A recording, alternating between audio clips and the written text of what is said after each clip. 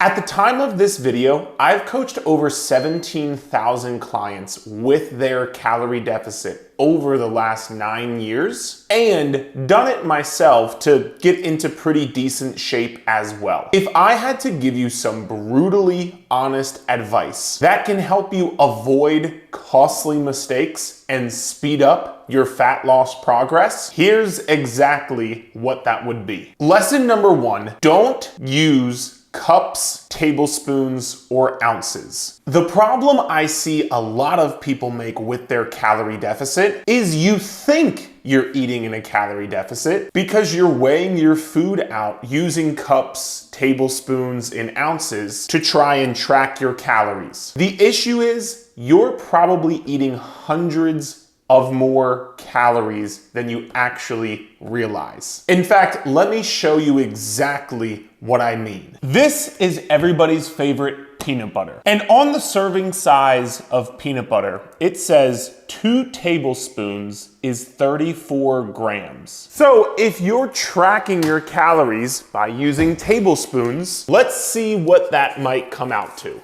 This is roughly 2 tablespoons, which should come out to 34 grams, which should come out to 190 calories. But if we put this on the food scale, you can see this comes out to 41 grams, meaning if I was to track this, it would end up around 230 calories as opposed to 190. Now, you may think that's only 40 more calories, not that big of a deal, but if you're doing that 2, 3, 4, 5 times a day, that is hundreds of extra calories you are consuming that you don't know about, and it might be the reason why you're not losing weight. So instead, make sure every food that you weigh out, you are weighing out on a food scale in grams, because that is the most accurate way of knowing if you're eating the correct portion size and tracking your calories. And on the back of every food label, it will tell you how many grams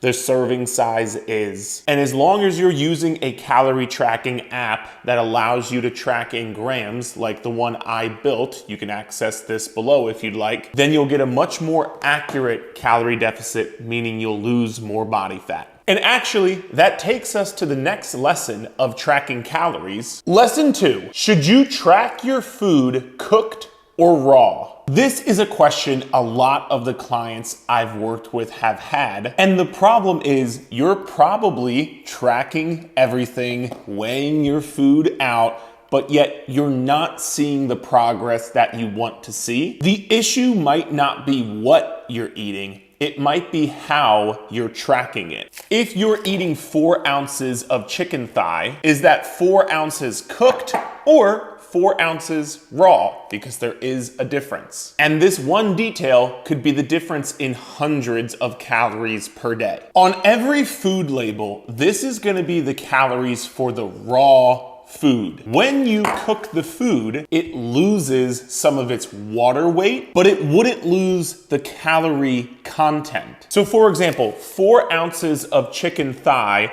is 180 calories raw, but 4 ounces of cooked chicken thigh could be anywhere from 230 to 260 calories cooked. And if you're doing this for the meat you're eating, the rice you're cooking, the oatmeal you're making, this could be adding up to hundreds of calories per day that you are missing. So now your question is, well, which one should you track? And the answer is either one, and let me explain. As long as you are tracking in a calorie counting app, just specify if you are using the raw or if you are using the cooked. So when you scan the barcode, you can scan it for the raw food, but if you're weighing it cooked, just be sure to type in cooked chicken thigh, cooked rice, cooked ground beef, and that will give you the more accurate reading. And as long as you stay consistent with the way you are tracking it, you could weigh it and track it cooked or weigh it and track it raw. It doesn't matter. And this chicken thigh actually brings us into lesson number 3. Lesson number 3, the best food for burning fat. The issue most people have when they start a calorie deficit is you're cutting calories, you're always hungry, and you're just not seeing the scale go down. You've lowered your carbs, you're probably skipping meals, and it just seems nothing is working. But what you don't realize, your body doesn't treat all calories the same. Once I learned about the thermic effect of food, it changed everything for me and my clients. The thermic effect of food is how many calories your body burns digesting the food you eat. For every 100 calories of fat that you eat, your body burns 1 to 3 of those calories. For every 100 calories of carbs you eat, your body burns 3 to 7 of those calories. But for every 100 calories of protein that you eat, your body burns up to 30 of those calories. So you can almost think of this like you're not eating 100 calories of protein, you're actually only eating 70 calories of protein. Not to mention, protein is going to help keep you more full, so in the long run, you will consume less calories during the day. And protein is the only nutrient that helps you build muscle, which is also going to increase your metabolism and daily calorie burn. So if you want to make a calorie deficit exponentially easier, you gotta make sure you're eating enough protein, because it's the one macronutrient that helps work with you on a calorie deficit. And how much is enough protein? It's very simple.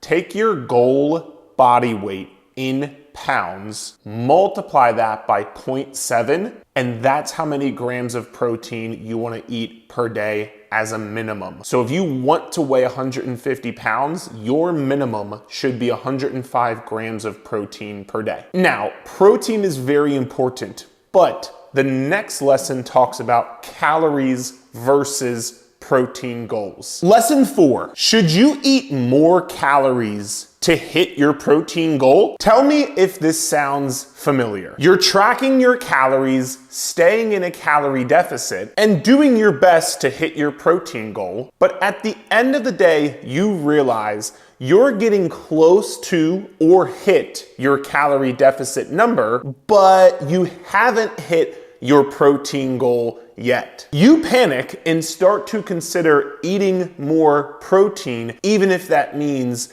going over your calorie deficit goal. But is that the correct choice? Here's exactly what I tell our clients to help them see the best fat loss progress. Protein is important and it will help you stick to your calorie deficit. But if the goal is fat loss, your number one highest priority is your overall calorie goal. If you consistently go over your calorie intake just to hit your protein goal, you will slow down your fat loss progress. Missing your protein goal by 5 or 10 grams isn't what holds people back from not losing fat.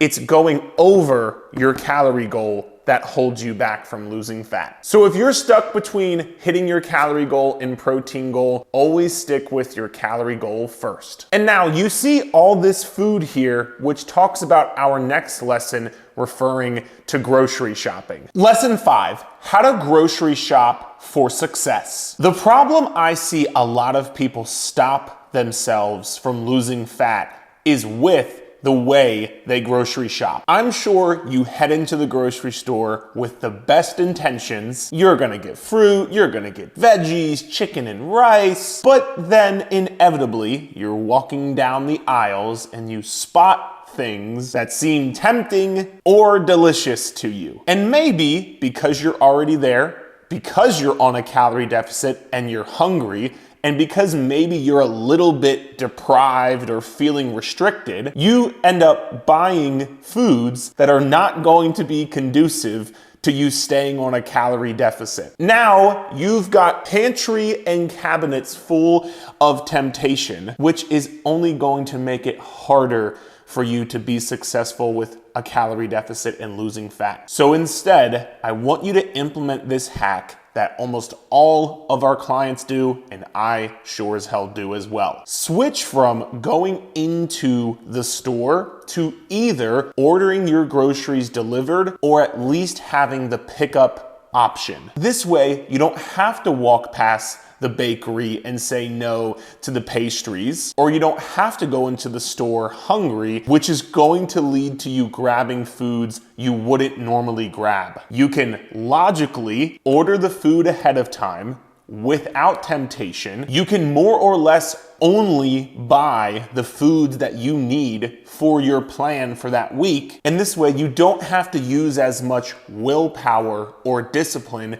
when you're home because there are less things to tempt you and your environment is set up for more success. And if you're like, Eric, it's more expensive to do that, I understand, but stick with me. Number one, how much time is it going to save you? Which a lot of our clients are very busy, and saving 10, 15, 20, 60 minutes could be an absolute game changer, and it could be the difference between getting a workout in or not, or meal prepping or not, which will help you stay more consistent. And number two, is it really more expensive? Because if you don't buy the extra treats and temptations, you would actually be spending less money than you would if you either just got it pickup only or delivered. Remember, fat loss starts before the food hits your fridge or pantry. And this tiny habit change can make a huge difference, along with our next lesson continuing about grocery shopping. Lesson 6, follow this grocery shopping rule. Tell me if this sounds familiar. You want to start eating healthier, but every time you open the fridge, there's nothing you can throw together, and you either bought too many random snacks, or you forgot the basics again, or you ran out of all the healthy food. Now you're ordering out, you're skipping meals, you don't know what you're gonna make for dinner, there's too much guesswork, and your fat loss plan goes out the window. So instead of winging it at the grocery store and just hoping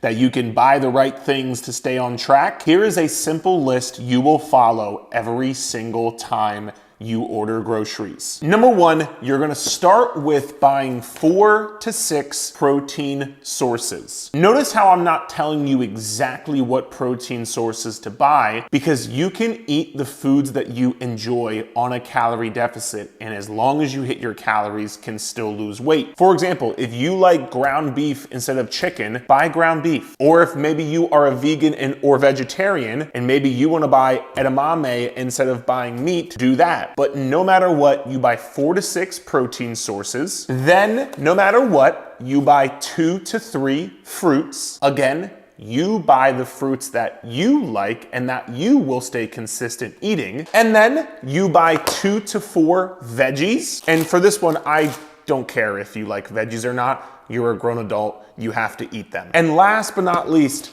buy 2 to 4 carbohydrate options. The beauty of this is you have a repeatable system to grocery shop from here on out, that you know if you follow this system, you will have the foods you need to be successful, and you'll always have things to throw together and make meals with, because you know exactly what is in your fridge and pantry, and you know they are foods that you enjoy. I didn't tell you what to eat, I told you how to grocery shop. But even if you buy all the right foods, if you're making this mistake with your cardio, you'll never lose fat. And that's what we're gonna talk about in the next lesson. Lesson 7, the cardio mistake stopping you from losing fat. When it comes to cardio for fat loss, most people get this wrong, and I really don't want it to be you. Because you can end up doing 45, 60 plus minutes of cardio every single day, and the scale still wouldn't move. And then you think, well, you just have to do even more cardio and work out even more intensely. But the truth is,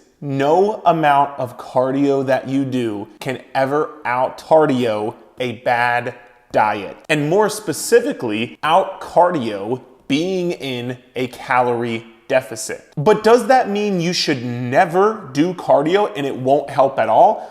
No. Here's how I want you to think about cardio for fat loss instead. Cardio should be a supplement, not the solution. Meaning, The solution to you losing body fat is doing what we've talked about thus far with your nutrition and eating in a calorie deficit. Technically, a calorie deficit does mean you are eating less calories than what you burn. So if you use cardio as a supplement to changing your nutrition and trying to eat in a calorie deficit, you will be able to burn a little bit more calories to help you be in the calorie deficit. But if you use it as the main tool, what's gonna end up happening is you won't get your nutrition in check and you won't track your calories and stick to your calorie deficit, so you won't lose any fat, or you will end up doing so much cardio and so much high intensity cardio that you are going to get exponentially hungrier, leading you to not stick to your calorie deficit goal. And anybody who's ever tried to out cardio a bad diet and do a lot of high intensity cardio knows exactly what I'm talking about. So what we recommend for the clients that we coach is, first and foremost, hit your daily step goal as your main form of cardio, usually at least 6,000 steps. And if you would like to do 1 to 3 extra days a week of dedicated cardio, you can keep it to about 15 to 30 minutes, and you don't need to have a very high heart rate when you are doing it. But if you want even more specifics on the best form of cardio to burn the most fat, that's in our next upcoming lesson. Lesson 8, use specific cardio to burn more fat. I get it, you wanna burn more calories to speed up your fat loss. But like we just mentioned, you shouldn't be doing tons of cardio. You should be doing the right kind of cardio to maximize fat loss. And I have 2 kinds of cardio for you that are going to burn more calories without making you hungrier and really speeding up your fat loss. And no, it's not going to be running, and no, it's not gonna be HIIT classes or boot camp workouts or 30-minute interval training. The first is going to be incline treadmill walking. Now, don't get me wrong, regular walking is enough for you to lose fat, but when you add an incline of anywhere from 8 to 12, your body will be forced to work a little bit harder and burn a little bit more calories without having to go very high intensity. I used this during my fat loss journey where I dropped 20 pounds in 10 weeks on a calorie deficit, and I would do 15 minutes to 20 minutes of incline walking after a workout. So that was 4 times a week for me, and that's the results it helped me get. So you can add that as well, either after a workout or on rest days. Or the second kind of cardio you can do is regular walking, but you throw on a weighted vest or a weighted backpack. And what this does is, if you add 10, 15, 20 pounds, your body almost gets tricked into thinking you weigh more than you actually do, which will end up burning more calories because your body has to work harder since there is extra weight on your body. And this works especially well if you're somebody who has already been losing weight, but maybe it's starting to slow down, or maybe you're hitting a plateau. Throwing on the weighted vest or backpack will trick your body into thinking you actually weigh more, so you'll burn more calories and kickstart that process again. And this doesn't have to be fast-paced walking. You can walk at a moderate pace and still get the benefits. So now that you're good on cardio, let's talk about something that throws most people off track, which is eating out and trying to stick to your calorie deficit. Lesson 9, how to eat out and still stay on track. Everything is great when you're at home, you're cooking your own food, weighing your own food, you know exactly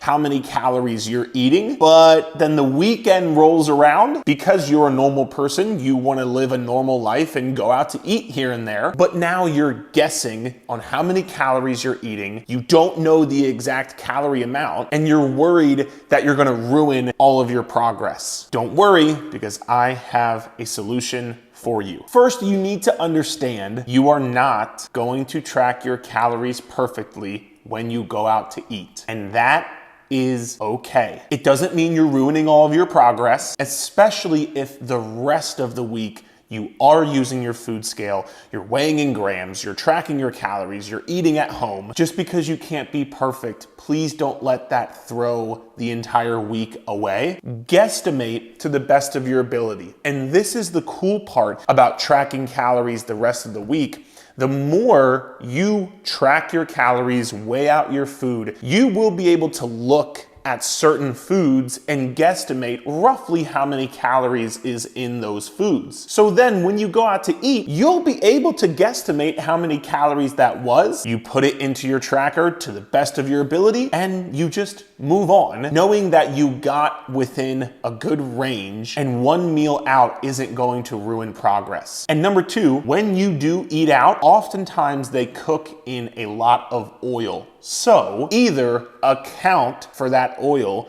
when you're tracking your calories, or do what I do. I always ask to use light oil, or if I'm ordering veggies, they usually douse veggies in butter or oil. So I ask for no oil or no butter on my veggies. Easily saves me 200 calories. So if you guesstimate, you ask for light or no oil, and you're tracking calories the rest of the week, don't worry, you're still gonna reach your goals. Which brings me into my next lesson about you might have to make some sacrifices on a calorie deficit. Lesson 10, how much to sacrifice for your calorie deficit. I know you're trying to eat clean, staying consistent, and you really want to see fat loss progress, but then life happens. Birthdays, dinners out, cravings, vacations. You either force yourself to be perfect and miserable, or you say screw it and completely go off the rails. And now you're stuck in this all or nothing cycle and you're not making any progress. So let me educate you on what gives a lot of our clients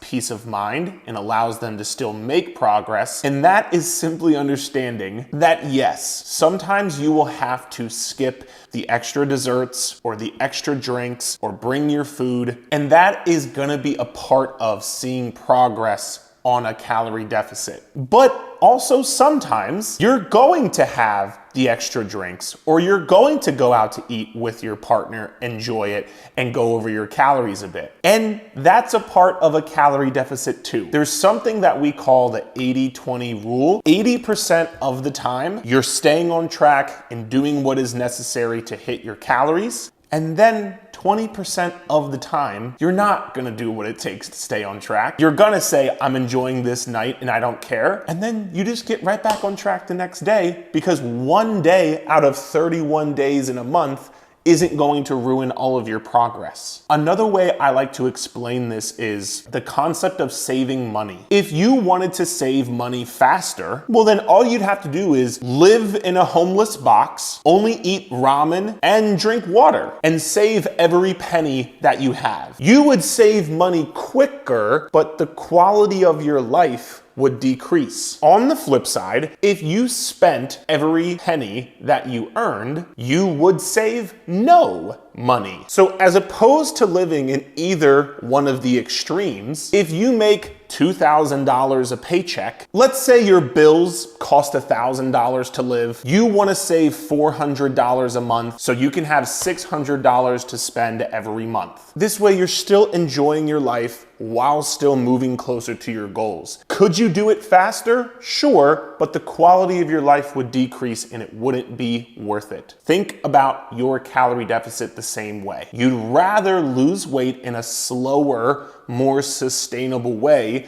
to still have and enjoy a high quality of life without having to over-restrict yourself. Which segues into our next lesson, how to make a calorie deficit as easy as possible. Lesson 11, the best calorie deficit foods. Have you ever been trying to track your calories, but everything just feels so complicated? You're constantly scanning barcodes and trying to figure out recipes. You're making these big grand meals and it's just hard to track the calories in them. So you get overwhelmed, you start to get inconsistent with your calorie tracking, and most frustratingly, you're not making fat loss progress. This in turn makes you want to give up, even though you feel like you're doing the best you can. So here's what I want you to try to focus on. Along with the 80-20 rule that we just talked about, I want you to make 80% of the foods that you eat. Simple, one ingredient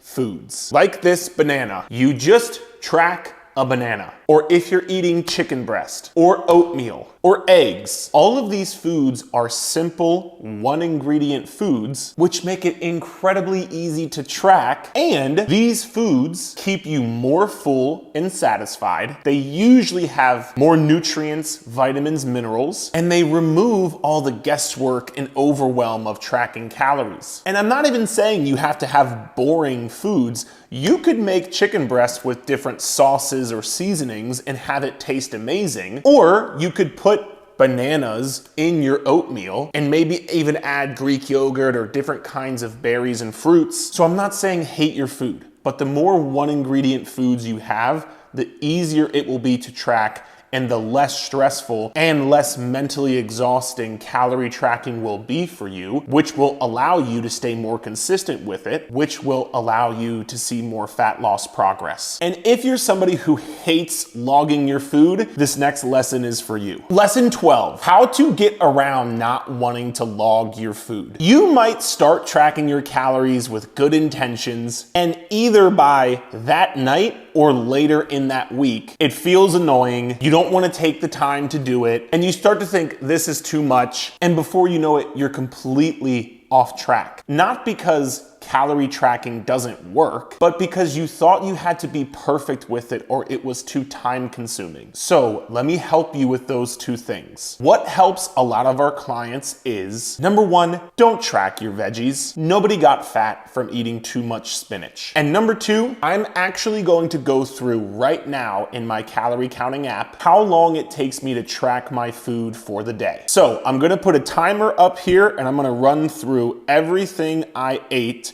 for breakfast, lunch, and dinner. And you'll see this pop up on the screen right here. So right now I'm adding in what I had for breakfast. Bam, right now my breakfast is done, and that took me maybe 30 seconds. Now let's move on to my pre-workout snack, which, by the way, if you haven't tried this yet, you absolutely should. I think it is the best pre-workout snack out there.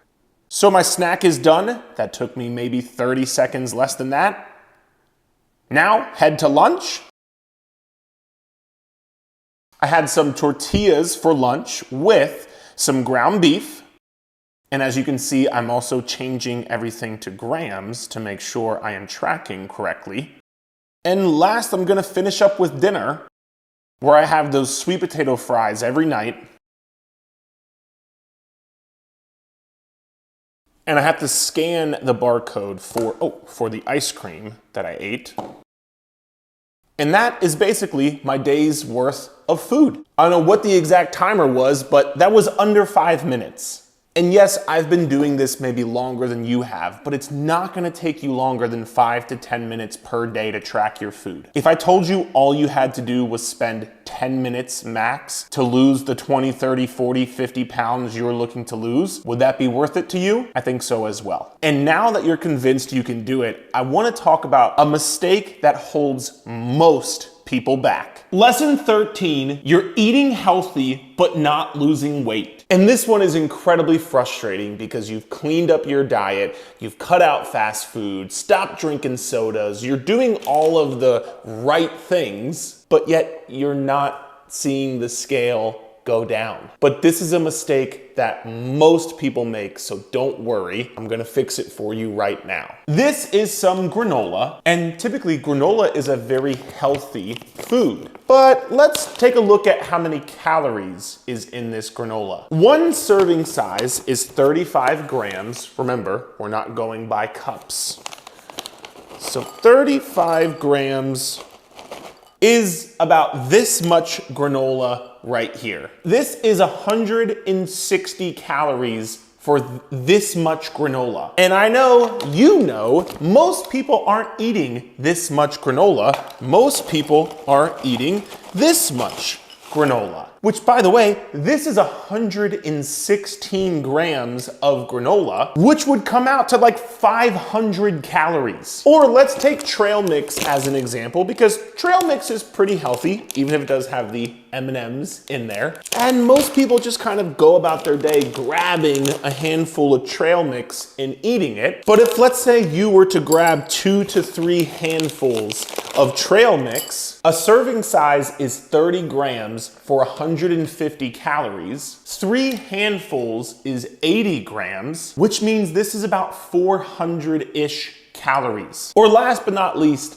olive oil, which is very healthy for you, but every time you cook with this, it's 120 calories. So you need to understand, just because you're eating healthy does not mean you are eating in a calorie deficit. And if you want to lose fat, you have to make sure you're tracking your calories and eating in the calorie deficit. But how many calories should you be eating? Let's talk about that in the next lesson. Lesson 14, don't go too low in calories or you'll risk yo-yo dieting. Now, I get it. You're frustrated with the way you look and feel, and you might even be frustrated with lack of progress, and you just want to see the scale go down. So you decide to cut your calories to 1,000 a day, maybe 1,200 a day. And at first the weight might drop fast, but there's no way you can sustain that. You're starving, you end up binging and overeating, and you either end up just starting and stopping and starting and stopping, or even if you do lose the weight, you end up gaining it all back and then some. I've seen this cycle so many times with the clients that we have worked with, and that's why I would encourage you to pick a realistic, sustainable calorie goal where you won't end up starving yourself, you won't end up binge eating, and you will be able to stick with it over the long run.